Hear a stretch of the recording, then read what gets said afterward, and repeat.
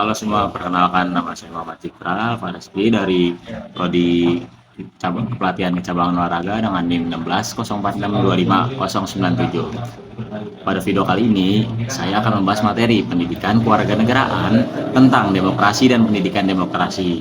Yuk kita simak bersama. Yang pertama itu ada latar belakang. Demokrasi bukan hanya sebuah sistem pemerintahan, tapi juga cara hidup yang menempatkan rakyat sebagai pusat kekuasaan. Dalam kehidupan modern, demokrasi tidak hanya berkaitan dengan politik, tetapi juga menyangkut budaya, nilai, dan kesadaran warga negara. Oleh karena itu, pendidikan demokrasi sangat penting untuk membentuk masyarakat yang matang secara politik dan sosial. Selanjutnya ada pengertian demokrasi. Demokrasi berasal dari kata demos yang berarti rakyat dan kratos yang berarti kekuasaan. Jadi demokrasi itu adalah sistem pemerintahan yang menempatkan rakyat sebagai pemegang kekuasaan tertinggi.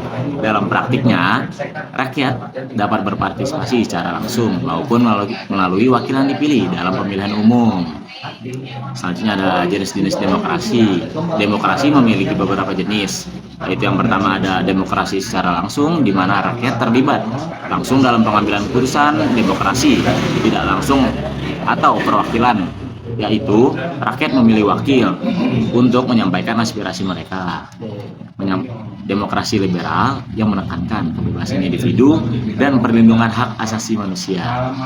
Selanjutnya ada demokrasi terpimpin, yaitu sistem yang pelaksanaannya lebih banyak dikendalikan oleh pemimpin negara. Selanjutnya ada nilai-nilai demokrasi. Dalam demokrasi terdapat beberapa nilai penting yang harus diterapkan dalam kehidupan sehari-hari, yaitu pertama ada toleransi terhadap perbedaan pendapat, selanjutnya ada kejujuran dan keterbukaan, keadilan bagi seluruh warga negara, menghormati keberagaman, dan kerjasama dan gotong royong untuk mencapai tujuan bersama.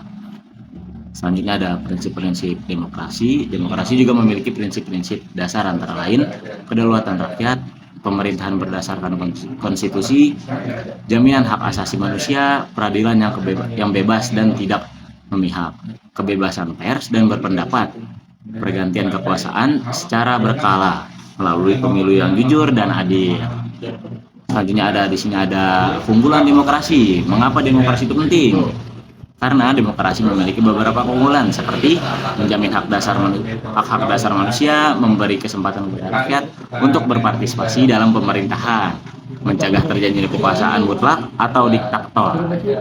Selanjutnya ada demokrasi dan pendidikan demokrasi. Pemerintahan melainkan budaya yang menghargai kesetaraan dan partisipasi.